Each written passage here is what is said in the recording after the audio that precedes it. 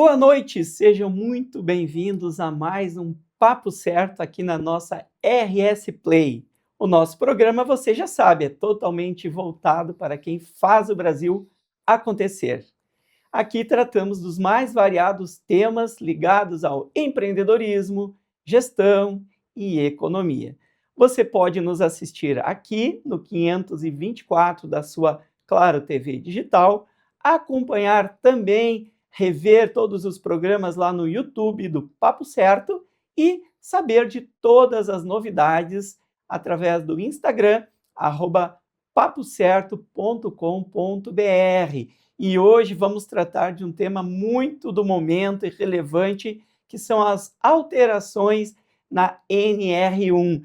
Já já eu apresento nosso convidado muito especial, que trará todo o seu conhecimento e aqui orientações para os nossos empreendedores e gestores. Não percam, fiquem conosco.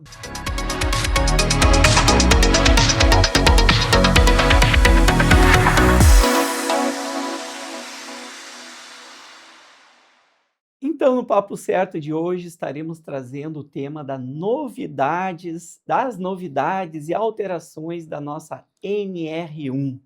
E quem estará tratando deste tema aqui conosco é o Dr. Marcelo Luca, que é pós-doutorando, doutor, mestre e bacharel em Direito, mestre em Sistemas Integrados de Gestão, engenheiro com formação em infraestrutura, tecnologia aplicada e segurança ocupacional, especialista em perícias e áudio, imagens e documentos digitais, chefe da divisão de perícias oficiais do Tribunal Regional do Trabalho da 4ª Região.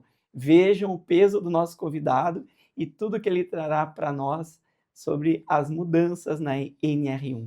Doutor Marcelo, muito obrigado pela sua presença. Doutor Marcelo já é figura cativa aqui do nosso Papo Certo, sempre trazendo muitas informações e instruções sobre a NR1. Pode se apresentar, por gentileza, para o nosso público? Muito obrigado pelo convite mais uma vez, Ivanir. É um prazer de estar aqui mais uma vez no programa. Parabéns pela nova casa, né? Muito obrigado. Tenho certeza que é uma continuidade do sucesso desse projeto. E agradeço o convite para falar sobre esse tema hoje, que nós estamos no momento exato que entra em vigor essa atualização. Não vamos nem falar de nova norma, né? Sim. Mas acho que a gente tem aqui um espaço para um debate e principalmente trazer para as pessoas mais informações de o que está acontecendo e de como podemos estar preparados para isso. Excelente, muito bem. Então vamos ao que o nosso público interessa. O que são as normas regulamentadoras e o que foi então essa mudança trazida na NR1? Bom, normas regulamentadoras aplicáveis à saúde e segurança do trabalho. Elas foram instituídas ou entraram em vigor no Brasil em 1978, Portaria 3214, do dia 8 de junho. Né? Essa semana aí completou, então, 48 anos. 48 anos da vigência. No começo eram 28 normas regulamentadoras, hoje nós já estamos na 38ª. Tem uma das normas ali que está revogada, mas, enfim, em vigor isso. A NR1 era inicialmente uma norma de orientações gerais. E as pessoas que já ouviram falar sobre o assunto, ouviram falar algum tempo atrás sobre a NR9, que era o PPRA, Sim. que é o Programa de Prevenção de Riscos Ambientais. Bom, a atualização do mundo dos negócios, do mundo laboral, exigiu uma adaptação. E a norma regulamentadora, a NR1, ela trouxe um conjunto novo de procedimentos atualizado ao que há de mais importante hoje nos sistemas mundiais. Porque assim, nós estamos falando de 1978. Sim. Mercado fechado. Dificuldade para exportar e importar, a gente não importava nada nesse país. E exportar era uma situação bem mais complexa. Hoje, nós temos que estar extremamente atualizados quanto à questão dessas normas, porque isso é oportunidade de negócio. Eu não consigo vender um parafuso, eu não consigo vender um grão de arroz, não consigo vender uma camisa, uma jaqueta, nada para o exterior, se eu não tiver certificados internacionais. Recentemente, há poucas semanas atrás, né, houve uma declaração do governo americano de sancionar o sistema brasileiro sob a alegação de existência de trabalho forçado. Foi Uhum. essa expressão que usaram em algumas situações, né? O que é isso? Cada vez mais os sistemas internacionais, que é a disputa comercial, disputa de mercado, ela quer saber se o produto que ela está comprando é um produto que vem de fonte correta, ah, e para além da questão do custo, essa condição do trabalho humano. E as normas regulamentadoras servem para a gente dar esta dimensão. Perfeito. Então, a gente está falando aqui não apenas de uma questão interna das empresas, mas também uma exigência Hum, internacional de mercado. Nós não estamos falando de um papel apenas, né? Nós não estamos falando apenas de uma situação de cumprir uma regra, uma lei, Uhum. porque não é uma lei feita apenas para o contexto brasileiro. As pessoas têm que entender isso, o empreendedor tem que entender isso. Você não consegue vender nada para o mercado europeu, para o mercado asiático, para o mercado americano, que tem um grande grau de sem ter uma certificação. Sim. Como é que você vai ter por exemplo, as empresas que ambicionam ter uma ISO 45001, É. se não tiver todos os programas de gestão? Neste ponto, eu posso atestar, inclusive, a nossa empresa, qual sou diretor operacional, a Fortus, nós temos certificação ISO. E, com certeza, neste ano, a nossa recertificação, que a gente tem uma Sim. manutenção da certificação, anualmente nós somos auditados. E, com certeza, as práticas de gestão, que a gente vai falar agora aqui, Hum. serão questionadas pela auditoria. E, como eu atendo empresas de fora do Brasil, que têm filiais aqui no Brasil, com certeza um dos diferenciais, não é obrigatório, mas é um diferencial, é termos essa certificação da ISO 9001, com certeza. Essa frase que tu falou, Vanira, é bem importante. Olha o que tu disseste. Não é obrigatório, mas é um diferencial. E eu sempre gosto de dizer isso. Legislação de segurança do trabalho, de saúde e segurança, ela é piso, ela não é teto. Não quer dizer que eu tenho que fazer até aquilo. Quer dizer que aquilo é um mínimo a ser feito. Nada impede que as empresas, como suas boas práticas, façam coisas, inclusive, além. Só que aquilo ali é o mínimo a ser atendido. Sim, Ah, é difícil atingir tal condição e tudo mais. Gente, não é difícil.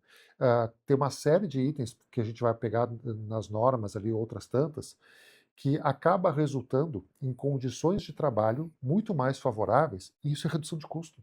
Isso é redução de custo.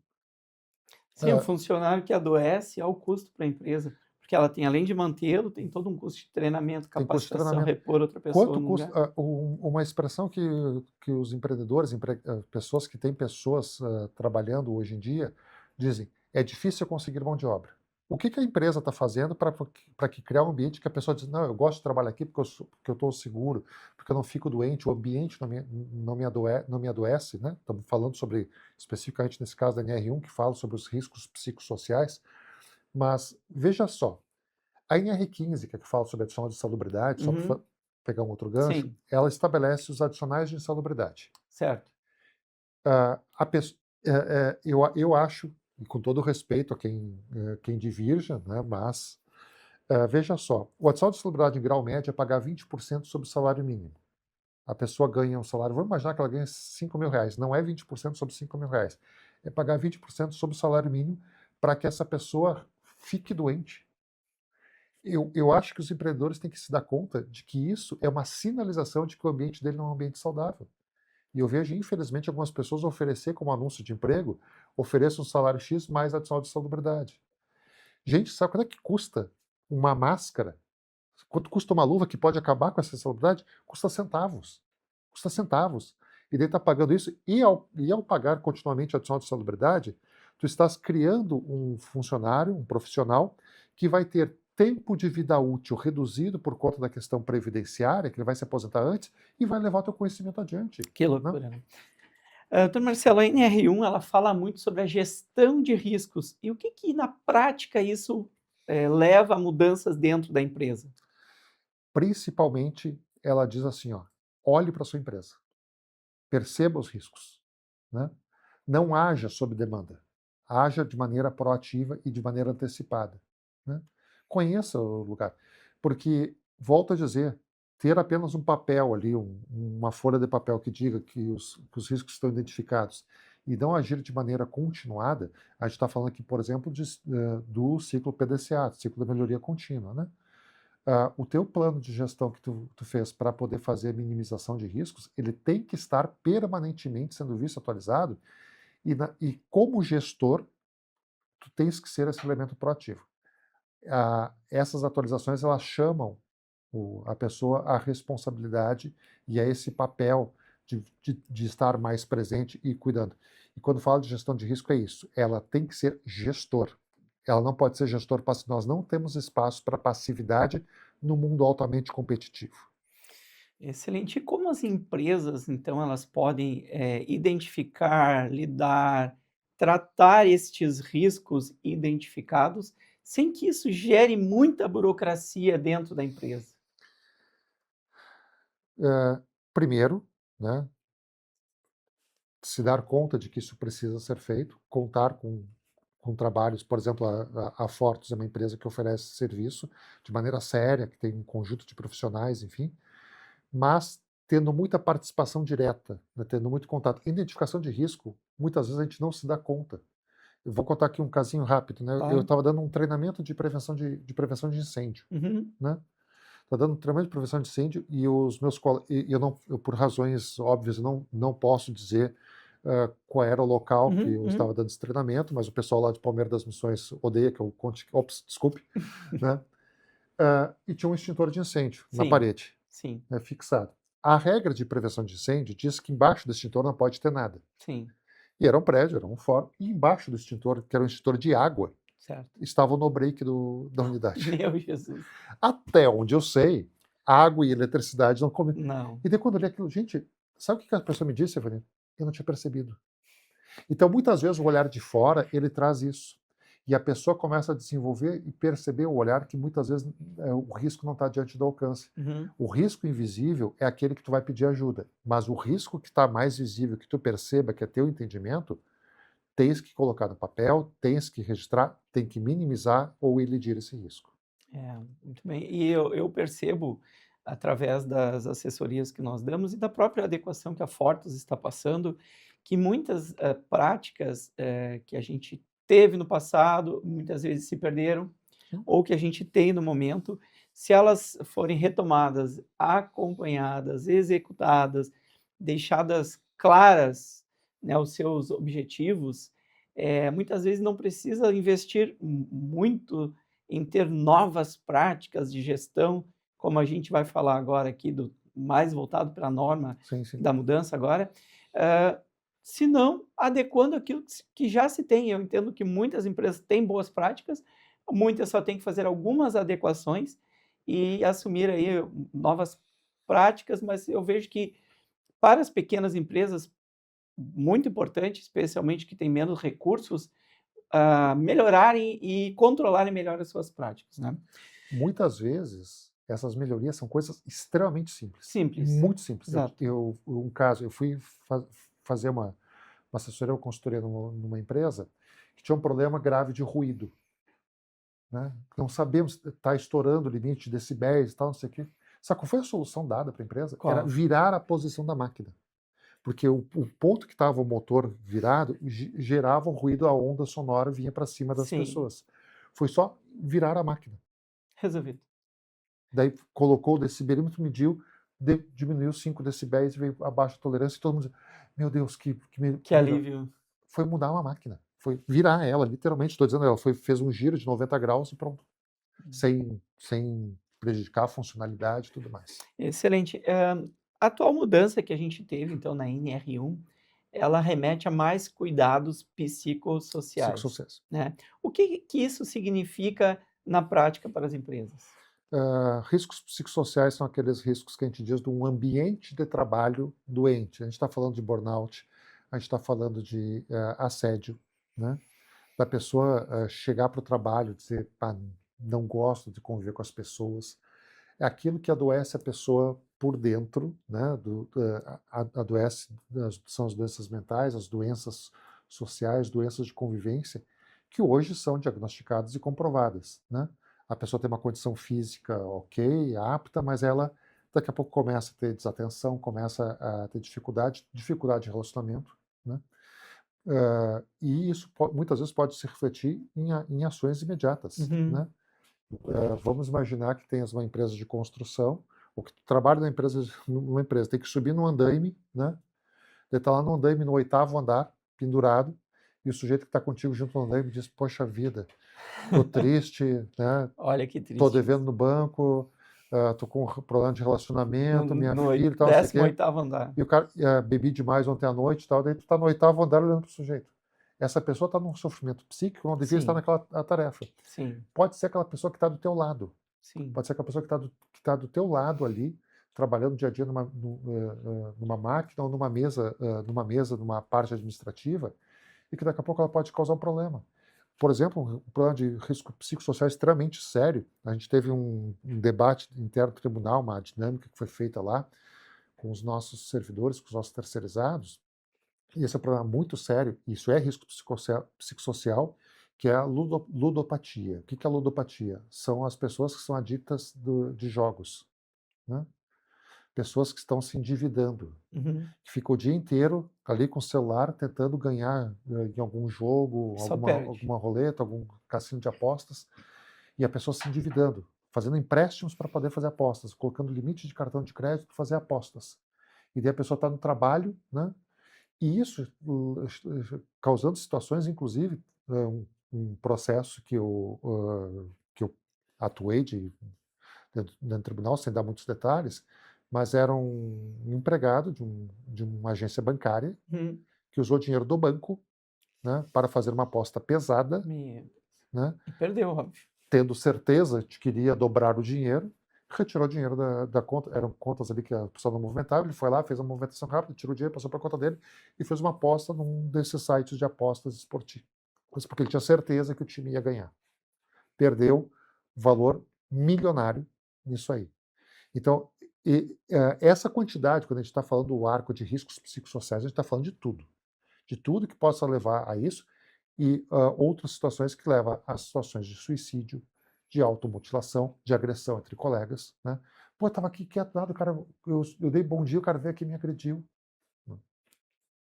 Então tem que ficar atento, né? Sim, E não apenas a empresa, porque a empresa ela tem um papel importante nessa identificação, mas os colegas, sim. os gestores, né? Cabe a todos.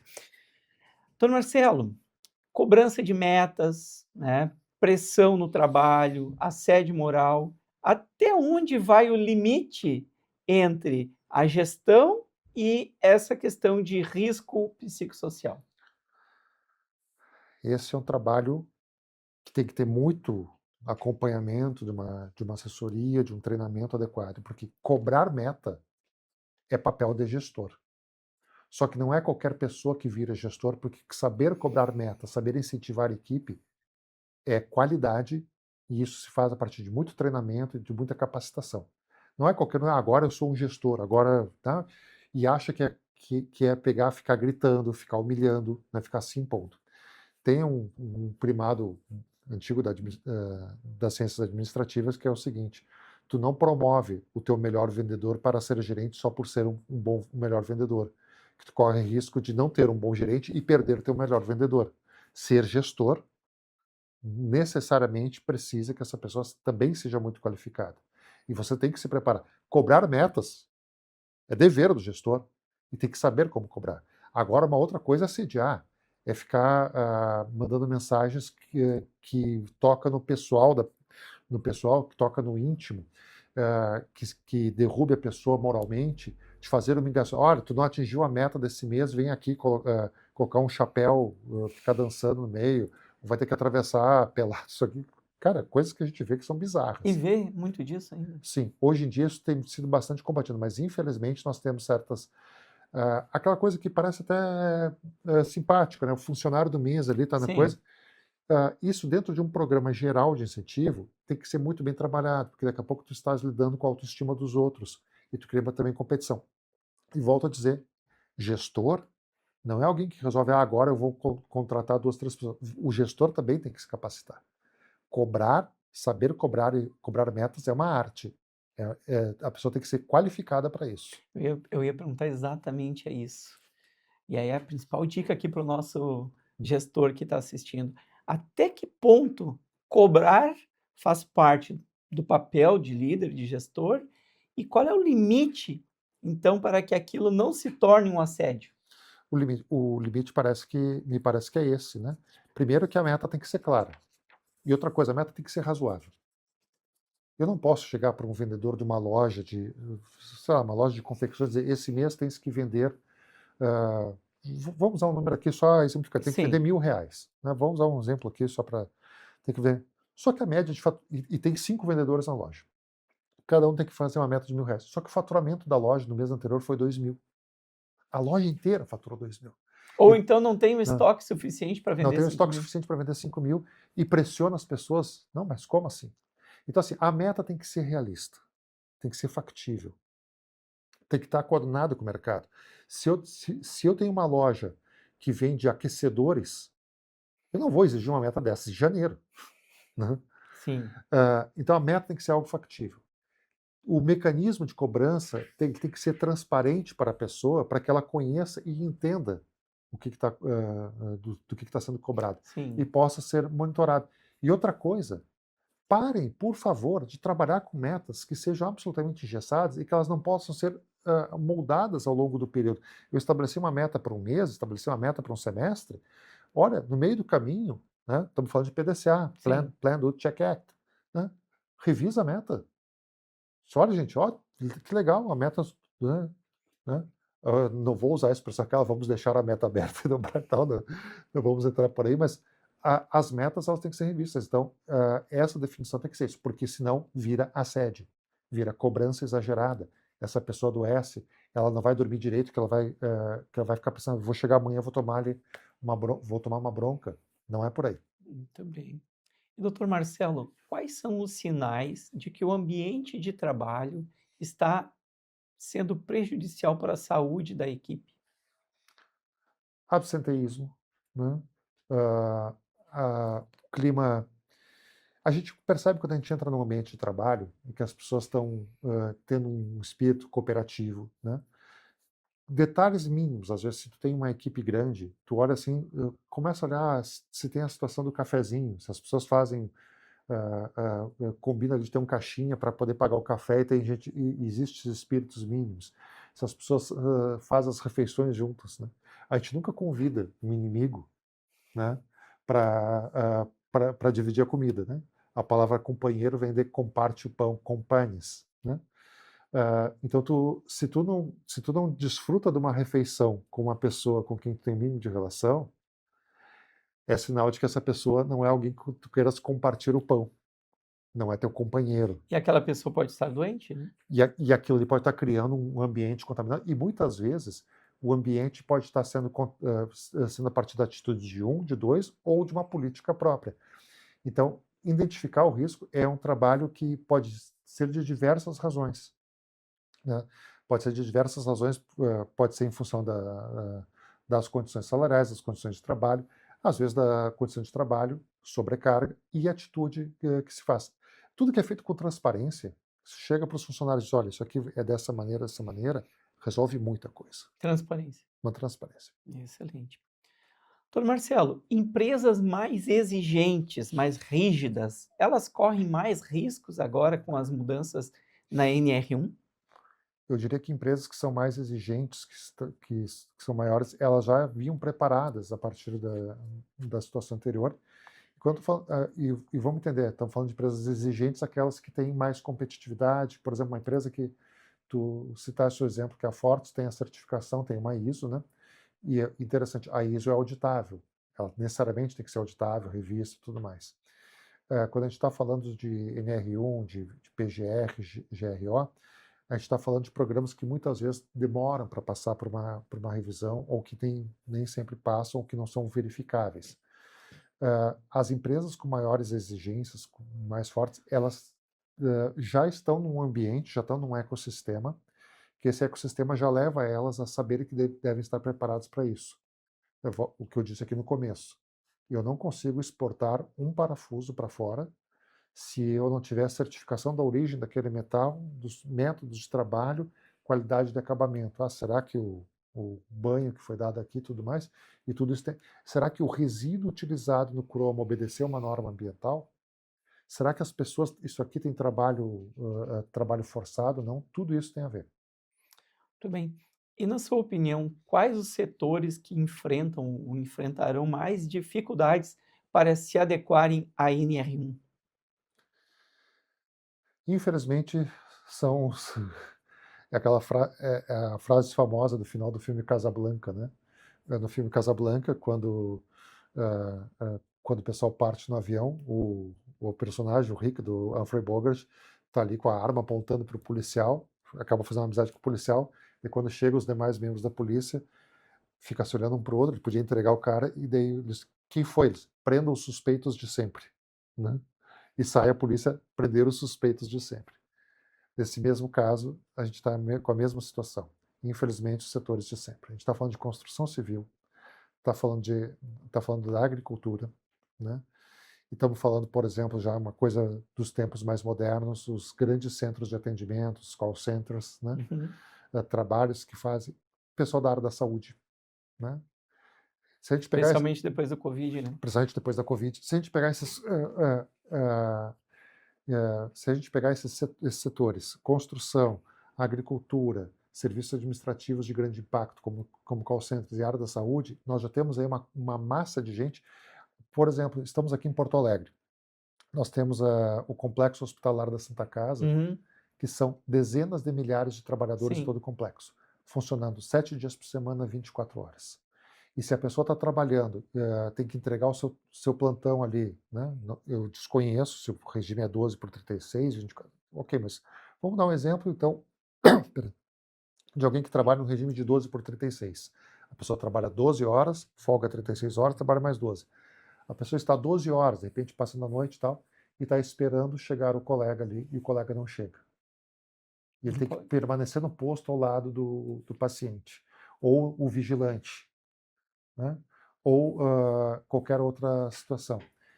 Toda essa quantidade de gente trabalhando, elas têm que estar sempre atentas, e os riscos psicossociais são onde mais se manifestam. São as pessoas que ficam doentes muitas vezes pelas condições de trabalho. É bem um tema muito relevante aqui. Eu vou fazer uma pergunta que é a seguinte: as mudanças da NR1, elas também atingem as micro e pequenas empresas ou há alguma flexibilização neste ponto? A documentação exigida para as micros e pequenas empresas, ela é menos complexa por conta da quantidade de levantamentos. Quando a gente está falando de microempresa, quando a gente está falando de micros, primeiro, a gente está falando de aplicação da NR1, isso é dado importante, até para acalmar. A gente está falando para aquelas empresas que têm empregados, tá? Mas, atenção, se eu tenho contratação através de PJ, se eu tenho pejotização, os meus prestadores são todos pejotizados, mas trabalho dentro do ambiente da minha empresa, eu tenho que ter também, em relação a esses PJs, esse mapeamento de riscos.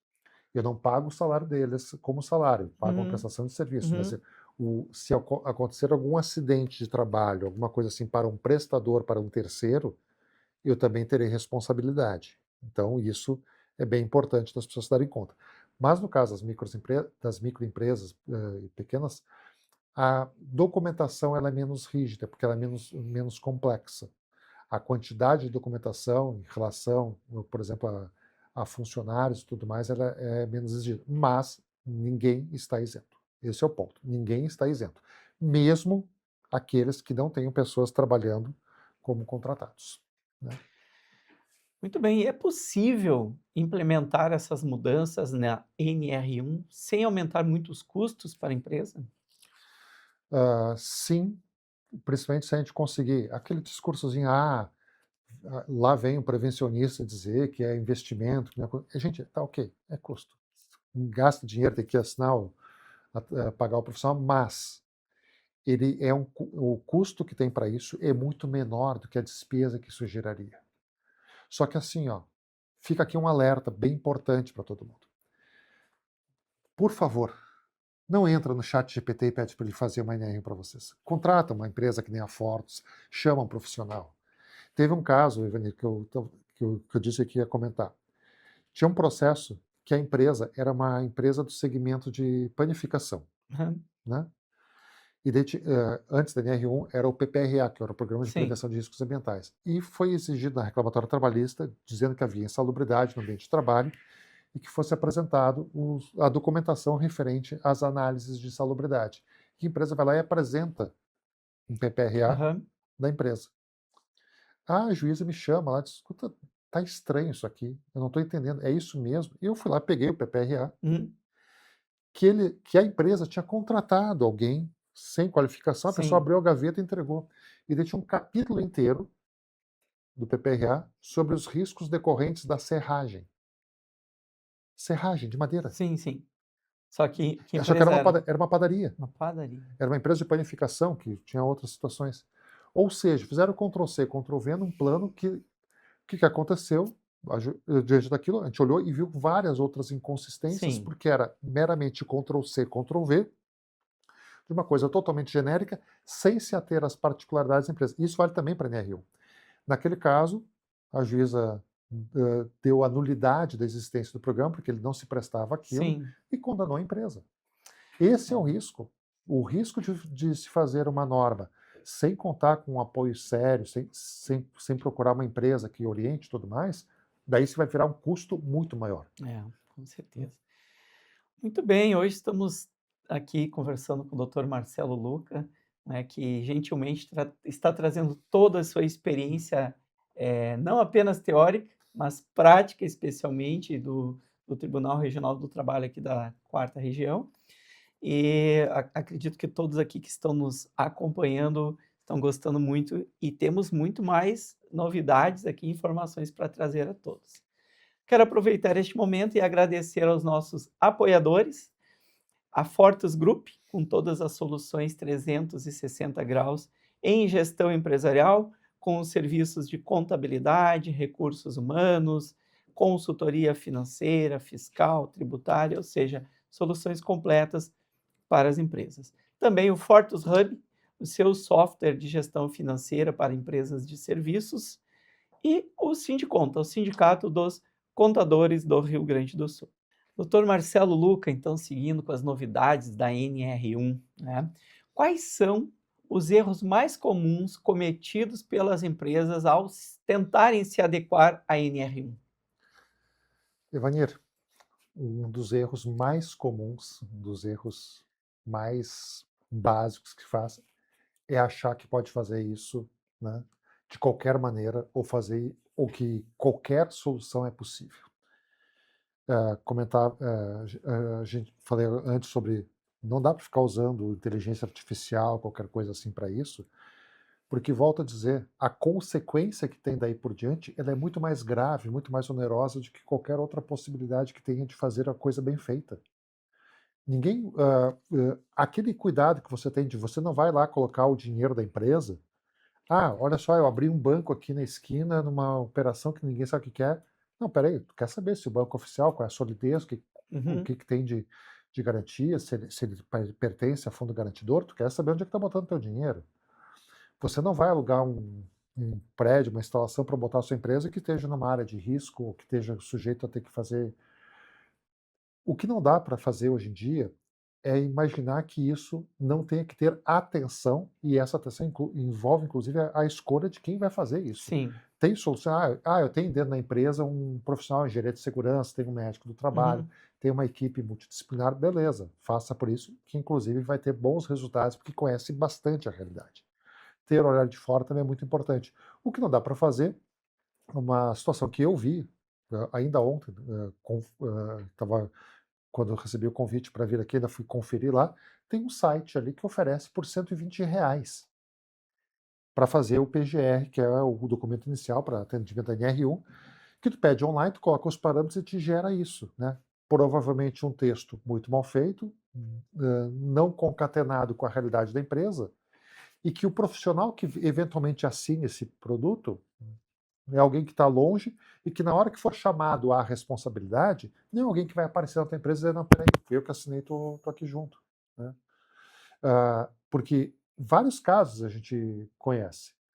Ainda não na vigência da das exigências da NR1, uma situação, no caso específico da construção tem o PCMAT, né, que é o Programa de Condições e Meio Ambiente de Trabalho na Construção. Teve um processo extremamente grave, que, olha a história, tem um tempinho, contar uma história rápida? Eu adoro histórias, Tá bem? né? Não, essa história... Ilustra muito aqui os problemas comuns a todos, né? Essa história sempre me chamou muita atenção. Foi um caso real, que eu acabei acompanhando bastante, foi na comarca que eu trabalhava. Dois irmãos saíram de casa numa segunda-feira da manhã. A história é essa. Dois irmãos saíram de casa numa segunda-feira da manhã, trabalhavam numa obra de construção civil. E as testemunhas contam que eles saíram discutindo pela rua. Desde casa saíram os dois discutindo. Dois adultos foram discutindo. Briga entre irmãos. Ninguém lembra direito qual era a origem. Chegaram até a obra. Subiram até o segundo pavimento da obra e continuaram discutindo. Começaram a se agredir. E foi andando para a beirada da onde seria a marquise da platibanda. Um deles baixou, pegou uma barra de ferro para levantar, para bater no irmão. Quando levantou a barra de ferro, estava na beirada, levantou e encostou na rede de alta tensão que estava passando ali. O irmão, quando viu o outro tomando choque, desistiu da briga, foi lá tentar salvar, não conseguiu. Aquele irmão morreu e esse outro teve os braços comprometidos, as mãos, inclusive com amputação. Um acidente, uma coisa horrorosa. Vai para o processo trabalhista. Primeiro processo criminal, né? Para o processo trabalhista, bom, discute, mas daí está ali no processo trabalhista a instrução criminal. Na instrução criminal é chamado o engenheiro que assinou aquele plano de condições de ambiente de trabalho. E o cara está na sala de audiências, né? E a juíza pergunta: foi o senhor que o plano de segurança, que pelo jeito não foi obedecido, foi o senhor que fez? Eu só assinei. A juíza tentou dizer para ele: tá, mas o senhor quer dizer que tentou ajudar ele? Não, eu só assinei, não tem nada a ver com isso, eu não fui, eu só recebi, só assinei. Ele não se deu conta, estava mal orientado e tudo mais. Mas quem assina é responsável, né? 6 anos de prisão. Foi convertido, prestação liberada e tal, e perdeu o registro dele. Por quê? Porque ele se sujeitou a assinar algo que ele não tinha efetivamente planejado. E essa é a recomendação que eu faço. Não aceitem um plano de gestão de alguém que oferece... a pessoa que faz a sua assessoria contábil diz: não, eu tenho aqui uma parceria que faz baratinho. Evanir, qual é a palavra que a gente sempre usa em gestão? Barato sai caro. Muito caro. O barato pode ter um custo imensurável, porque ele contamina todo o ambiente. Fazer um PGR, fazer um atendimento NR1, colocando uma inteligência artificial ou chamando alguém que você não conheça para assinar e que não coloque o pé na sua empresa... Né? Doutor Marcelo, o senhor considera que essas mudanças trazidas na NR1, só mudou a NR1, depois o senhor me responde, tem ganho ou só custo para as empresas? Essa mudança que nós estamos falando agora foi da NR1, que impacta outros aspectos da NR9, né? De NR17 também de ergonomia, porque todas acabam se relacionando. Mas ela só tem custos. Ela é uma despesa necessária. Né? Ela é uma despesa necessária. Só que eu acho que o potencial de benefícios que o empreendedor tem que perceber, ele é muito maior, porque ele é o primeiro patamar, de novo, né, ela é piso, não é teto, para que tu consiga ter uma certificação, para que tu consiga ter uma habilitação para exportar, para fazer vendas em moeda forte. Se tu queres fazer exportação, ou se tu quer, por exemplo, participar de licitações, tu não consegues hoje participar de uma licitação federal, né, ou entrar no sistema de preços se não está com a documentação em dia. E a fiscalização vai começar a cobrar isso cada vez mais, de maneira mais presente. Tu vais ter que apresentar, por exemplo, né, isso. E outra coisa, né, que os empreendedores vão entender isso. O seguro do acidente de trabalho. Né, o índice de acidentalidade da empresa é considerado na hora de definir os valores de prêmio de apólice. E uma empresa que tenha acidentes frequentes é uma empresa de risco. Qual é o banco que vai dar dinheiro para uma empresa que tem um índice de acidentalidade? A própria contribuição previdenciária. Contribuição previdenciária, mas vamos imaginar. Oi, eu sou empresário, né? Evanir é o gerente do banco, o diretor do banco é o dono do banco, né? Oi, tudo bem? Eu quero fazer um investimento, quero comprar uma máquina nova, preciso de um empréstimo aqui, está todo aqui o plano de negócios, e eu preciso de uma máquina aqui de 1 milhão, 5 milhões, 10 milhões de reais, uma máquina que vai aumentar minha produtividade, vai me dar uma rentabilidade, o payback dessa máquina aqui é curto, então vou ter, tal, não sei o quê. É um baita negócio, tem uma entrada e tal. O banco vai dizer, não, beleza, parece interessante, eu vou te dar o dinheiro, tu vai ter o retorno disso, teu payback é curto, parece um bom negócio. Só que daí, deixa eu olhar como é que é o teu perfil de risco dessa empresa. E daí ele vai lá, olha, cara, essa empresa tem um índice de acidentes graves ou de doenças. E lembrando que o crédito trabalhista é crédito privilegiado. Se essa empresa começa a ter acidente, começa a ter que pagar indenizações, ela vai pagar a indenização trabalhista antes de pagar o meu empréstimo. Veja bem, Vanir, passa aqui outra hora, melhora isso, daí eu te consigo dinheiro para essa máquina. Bem. Doutor Marcelo, o senhor acredita que a NR1, quando implementada, ela também contribui com a produtividade da equipe? Certamente, não tenho dúvida, porque as pessoas gostam de se sentir seguras num ambiente, né? Eu uso como exemplo de comparação aquela história de que eu e tu somos de uma geração de que as pessoas não, quando começavam a dirigir, não usavam cinto de segurança, É. né? E nós nos acostumamos hoje. Se nós entrarmos num carro e for pegar o cinto de segurança, naquele gesto automático aqui, né, vai puxar o cinto de segurança, peraí, não tem cinto de segurança no meu carro, não precisa. Não, peraí, como assim? Né? Tu te sente inseguro num Sim. veículo que alguém te diga que não tem cinto de segurança. Chegar numa empresa e saber que o ambiente de trabalho... cadê o... que bom, olá, colegas, meu primeiro dia de trabalho. Pois é, a pessoa que trabalhava no teu lugar está doente, está afastada. Mas afastada por quê? Porque aquela máquina ali esmagou a mão, ou porque ela teve um estresse, porque o chefe teve uma cobrança exagerada. Né? A pessoa do outro não veio hoje porque ela está doente, porque ela está com burnout. Uhum. Né? Muito bem. Doutor Marcelo, quanto custa, então, para uma empresa ignorar essas normas mudanças trazidas pela NR1? Eu digo que tanto em relação à própria empresa, quanto por uma possível autuação, multas, enfim.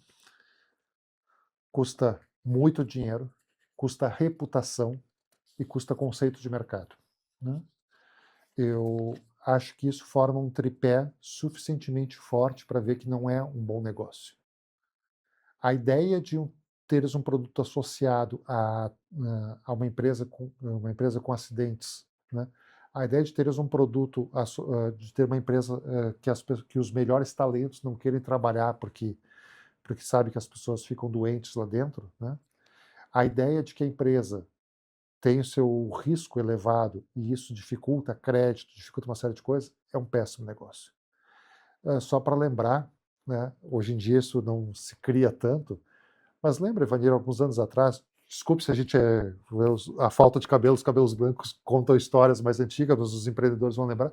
Lembra um tempo atrás que tinha umas histórias que contavam, o refrigerante tal está contaminado porque uma pessoa caiu no poço e daí lembra dessas histórias Ninguém mais tomava aquele que ninguém refrigerante. que eram as lendas urbanas, Sim. né, morreu um homem dentro do tanque do refrigerante e tal, não sei o quê. Era boato de mercado e essas histórias eram era o conto da história com E, não com I. Uhum. Os vendedores para disputar mercado, né, Reforçam aquela eles história. chegavam e diziam, coloca o meu produto, porque o outro produto, tu soube lá que morreu uma pessoa lá dentro e as pessoas estão isso? Tu soube que tem tal coisa? Sabe que no boneco do Fofão tem uma faca dentro? Né? A concorrência vai fazer isso contigo. A concorrência não vai hesitar de, na hora de disputar o cliente, dizer, o meu produto é mais caro, ou o meu produto é... Só que o outro produto causa acidente. Aquele prestador de serviço que vem aqui fazer tal coisa, ele não usa cinto de segurança. E tu acaba pagando junto, e o serviço fica mal feito. Isso é Em competitividade. relação a autuações. Autuações, elas, assim, o auditor fiscal do trabalho vai chegar lá na empresa, vai abrir o leque de opções e vai dizer, me traz aqui. E a NR1 será o primeiro item. Não é à toa que ela se chama, é a primeira numerada, porque é a partir dali que se analisa todos os demais. Quando a gente fala de insalubridade, periculosidade, NR15, NR16, quando a gente fala de plano de saúde, do planejamento de saúde, que é o PCMSO, que é NR6, e EPI 5, 6 ali, tudo vem depois Da NR1. da NR1, que é onde tu mapeou tudo aquilo. Se nada está mapeado, tudo que vem depois ali vai se encaixar dentro. E daí tu vai ter que conversar com a NR28, que a 28 é as penalidades, sanções e as multas. Muito bem. Eu ouvi que o Ministério do Trabalho, neste primeiro momento, neste primeiro ano, estaria trabalhando mais Sim, educativamente do que visando uma punitivamente. autuação. Isso procede? Eu escutei a entrevista da superintendente aqui do Rio Grande do Sul com essa conversa e eu quero dizer que essa é uma atitude correta, né? Apesar de ter sido dado um prazo, né? Mas é aquela situação que eles vão agir de uma maneira mais, né, a nível de advertência, Sim. o que não quer dizer que seja flexibilização. Uma advertência não vai ficar vigindo por muito tempo. Há sim uma dificuldade em termos de recursos humanos, eles não têm gente suficiente para fiscalizar tudo. E a gente está falando também de uma coisa que a gente defende tanto, né, quando a gente fala de liberdade de empreender, que é a autorregulação. Eu não quero ter um governo que fique o tempo inteiro dizendo como é que eu devo fazer. Eu tenho que entender que para mim é bom isso. Uhum. Se eu conseguir entender que para o meu negócio é bom, Uhum. eu me justifico na lei. E eu consigo justificar na lei muita coisa. Independente da situação de eu ter uma fiscalização, uma autuação, eu estou falando da possibilidade real e concreta de eu abrir mercados, de eu fazer negócios e partir para certificações mais importantes, partir para uma ISO, para outras situações tantas. Muito bem. Agora eu vou trazer aqui uma questão que eu acho muito importante, especialmente para os gestores. As lideranças estão preparadas para esta nova realidade trazida pela NR1? Nós conversamos há pouco sobre isso, chegou a dar uma respirada aqui.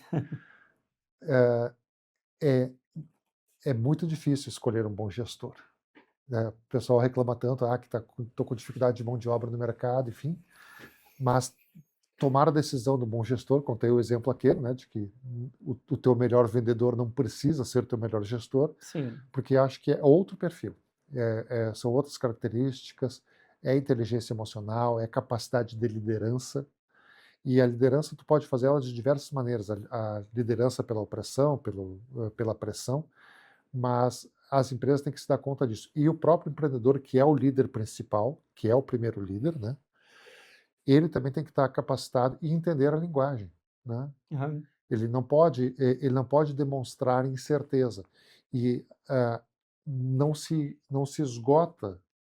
Vou lá fazer uma leitura disso e entender. Esteja permanentemente atualizado, assista programas aqui do Papo Certo, procure uma assessoria, né, questione, participe de grupos de empreendedores, de atividades, leia, né? Não existe essa situação, né, de... Eu, quando me formei no direito, né, o Código Civil mudou inteiro depois disso, né? A tua formação aqui é em contábeis, o que já mudou de legislação contábil? Muita Né? coisa, muito. Muda, às vezes, várias vezes dentro do mesmo ano. Eu sempre conto como um exemplo de que a necessidade que nós temos de estar adequados ao mercado de trabalho. E eu, quando entrei na Justiça do Trabalho, eu fiz prova de datilografia, né?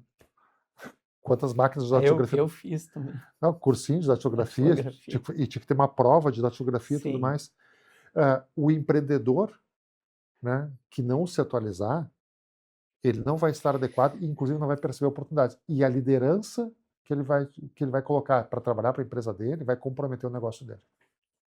Muito bem, falamos um pouquinho sobre a participação dos líderes, mas eu gostaria de saber a sua opinião, doutor Marcelo, em relação à participação dos empregados, da equipe, e como engajar esta equipe neste processo de prevenção de riscos. Transparência.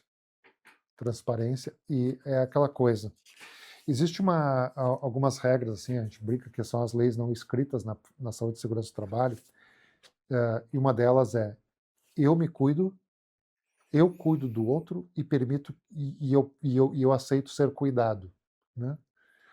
Isso é construção cultural muito importante, ou seja, eu cuido de mim para que eu possa também cuidar, fique atento ao que está acontecendo com o próximo e aceito a crítica que seja para isso.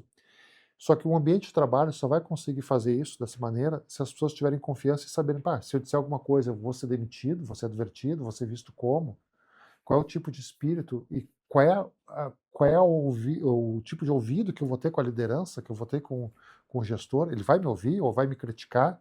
Ou eu vou ficar aqui com o papel só de ser o reclamão, né? Nós temos no Grupo Fortes uma prática de duas práticas importantes, entre outras, mas essa especialmente, que é o momento que a gente ouve, né, a equipe, tirando a pesquisa de clima, que é a avaliação de desempenho, onde tem uma devolutiva do desempenho da equipe ao longo de um período, e também tem o one-on-one, que é um momento importante onde, em uma conversa organizada, mas menos formal, o gestor, então, ele se coloca como um ouvinte, né, da equipe naquele momento ali. O senhor acredita que essas práticas de avaliação de desempenho, one-on-one, elas contribuem para, vamos dizer assim, talvez dentro de uma organização, criar um ambiente mais adequado para a equipe trazer as suas sugestões e Sim. dicas? Todas essas práticas que estejam coordenadas e que sejam, elas têm que ser verdadeiras. O ambiente organizacional passa muito pela equipe acreditar que aquilo funciona, veja resultados concretos. Se a pessoa fala alguma coisa e o gestor efetivamente presta atenção e implementa alguma coisa daquilo que foi dito, Uhum. a pessoa vai se perceber reconhecida, recebida, Vai trazer mais ideias. vai trazer mais ideias. Quantas ideias surgem no dia a dia de soluções, às vezes, que são simples ou Sim. com baixo investimento, ou estratégias, enfim. O que não dá para fazer é se colocar num papel de que, ó, estou cumprindo isso e estou aqui ouvindo, fale, né? Isso tem a ver com a pergunta que eu tenho agora, Por doutor. favor. Se, essa questão do cuidado com a saúde mental, né, o psicossocial que a gente está falando, pode se tornar algo banal dentro das organizações. Banal no sentido de que as pessoas percebam isso, ela tem que ser uma coisa que seja parte do cenário. Nós vivemos hoje em dia, e nisso é uma coisa boa, as pessoas têm mais percepção quanto às questões discriminatórias e o quanto isso ofende, né? Estamos falando aqui das questões raciais, das questões de gênero, né? Me parece que hoje em dia, se dentro de uma equipe de trabalho alguém ofender uma mulher por ser mulher, as outras mulheres vão perceber aquilo e vão poder dizer, ó, isso é assédio, se alguém ofender alguém por uma questão racial, né? Isso também vai ser percebido. Isso a gente meio que naturaliza, a gente não aceita, a gente não concorda com essa questão discriminatória apenas a partir disso. Ser banal, no sentido de que seja comum, que esteja integrado no Sim, ecossistema, ok. Agora, ser banalizado, que as pessoas, tá ali um cartazinho na parede dizendo que é tal coisa, daí também ele seria desrespeitado, né? É que nem aquela, é que nem aquela placa que diz não pise na grama, só que tá todo mundo sentado na volta ali da grama, né? Ninguém respeita a placa. é. E doutor, como equilibrar a cobrança por resultado e bem-estar? Olha a pergunta de milhões aqui. Olha, isso é desafio. Como equilibrar a cobrança por resultados e isto? Isso é só a pessoa estando muito treinada, muito capacitada para poder fazer isso. E eu acho que a palavra, de novo, vou repetir, é transparência. A cobrança de resultado. A meta tem que ser visível, ela tem que ser factível, ela tem que ser negociada. Não pode ser uma coisa padronizada. Se eu tenho uma equipe de vendas, uma equipe de produção. Ó, gente, quanto é que vocês produziram esse mês aqui? Tem que lembrar, por exemplo, e isso é uma possibilidade real e tem que ter, nem todas as pessoas agem de maneira igual, né? Um tem determinado foco de situação, por que não trabalhar com metas flexíveis ou com metas mais individuais? É mais fácil chegar assim para uma equipe e dizer, ó, quero que todo mundo esse mês produza 1000 peças, Uhum. né? Só que assim, um tem uma dificuldade, tem mais habilidade, tem um uso de uma maneira. Eu quero que esse mês cada um faça 100 vendas. Só que um tem contato grande numa determinada comunidade lá que vai conseguir dar um resultado. O outro foi dado um zoneamento para ele que o cara tem que cavar embaixo da pedra para achar um cliente. É. Então, assim, ó, a possibilidade das metas, mas principalmente lidar com transparência e negociar e saber respeitar. Para que isso não se torne cobrança, não torne angústia. Tornando angústia, essa pessoa não será tão produtiva, porque ela vai fazer qualquer coisa. Tem, Excelente. tem uma série que eu gosto muito, que é uma série que fala sobre uma pessoa em um ambiente de terapia, né? e que a personagem vai lá para falar o tempo inteiro sobre a cobrança das metas. É muito impressionante tu ver a pessoa ela manifestando a questão do burnout, né? É impressionante. Eu assisti, tem um A- filme bem importante nisso também, Sim, que fala assim. de assédio. Eu tive uma situação, e sem contar outras situações mais graves. Posso contar mais um caso aqui? Pode, a gente tem 3 minutinhos. Então vou contar um caso aqui bem rápido. Esse não posso realmente dar detalhes, né? Ah, sempre vi muito na literatura, estudei meu mestrado já há 16 anos atrás, quando fiz, já se falava sobre a questão de assédio moral, assédio sexual e das consequências psicológicas que gerava isso. E eu sempre tinha ouvido falar do burnout, eu nunca tinha visto uma manifestação física. A história, rapidamente, uma pessoa foi contratada para ser recepcionista de uma empresa, Sim, né, uma jovem e tal. No primeiro dia de trabalho dela, né, as demais colegas disseram, escuta, nós temos um acordo aqui entre nós. Nenhuma fica sozinha na sala, porque senão o fulano vem aqui e assedia a nossa. pessoa. No primeiro dia de trabalho. Sim, Havia um acordo entre as mulheres. E ela, uma pessoa humilde, prestava trabalho, no primeiro dia começou a situação do assédio sexual para ela. Em menos de 3 meses, essa pessoa ficou doente por conta dessa pressão, sim, né, e entrou em licença médica, sim, em licença previdenciária. Quando ela voltou, continuou, pediu rescisão da empresa sim. e foi para o processo, né? Havia negativa, daí nisso ela gravou as situações, eu entrei Uhum, nesse processo porque eu fui sim, fazer a perícia das gravações todas que tinha para identificar, e a pessoa negava, uma empresa bilionária. Essa pessoa, dona da empresa, é um bilionário, né? As conversas eram absurdas, assim. E daí quando a gente foi, na perícia que a gente faz, a gente tem que ouvir as vozes para poder fazer isso. Eu vi a pessoa na minha frente tendo um acesso do burnout. A pessoa se transformou, a vítima, né? sim. O rosto dela, a pele começou a escavar, parecia desenho animado, assim. Sério? Tão grave? Para mim foi um caso que sempre foi muito impressionante. Essas são as consequências que a falta de gestão e a falta de respeito pode levar a uma Doutor empresa. Marcelo, muito obrigado. Eu queria. Desculpe estender aqui. Não, mas esses casos ilustram e trazem casos práticos para que a gente consiga entender que o que a gente está falando aqui é muito mais do que o que está no papel, é a vida real, não é? Doutor Marcelo, se eu pudesse deixar agora, ou por favor, deixe agora uma mensagem para quem está nos assistindo aí e que está envolvido com a NR1, por favor. A mensagem que eu digo, repeti ao longo do programa e encerro dizendo a mesma coisa. Contrate uma assessoria séria, não deixe de atender a regra. Primeiro porque é regra, e nós não somos contra as regras. Conte com o apoio de profissionais, procure a Fortes, procure algum profissional da sua confiança, tome pé dessa situação e seja senhor do seu próprio destino, senhor das próprias decisões do seu negócio. Se você não for o gestor que a sua empresa merece, alguém vai gerir por você e não será. E as consequências você sabe muito bem quais são e não é o caminho que você queira fazer.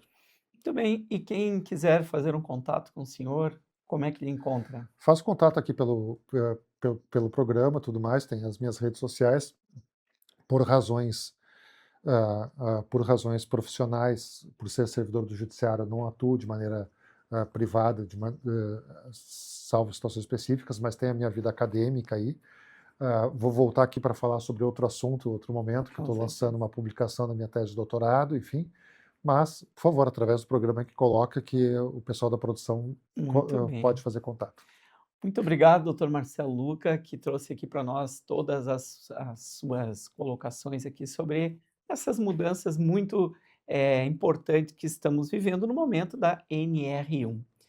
Quero agradecer especialmente a vocês de casa que nos assistiram, nos prestigiaram, quem nos acompanha pelo YouTube também, este programa ele estará disponível para assistir quantas vezes for necessário, retomar, indicar para pessoas que vocês achem importantes, então, conhecer essas mudanças na NR1.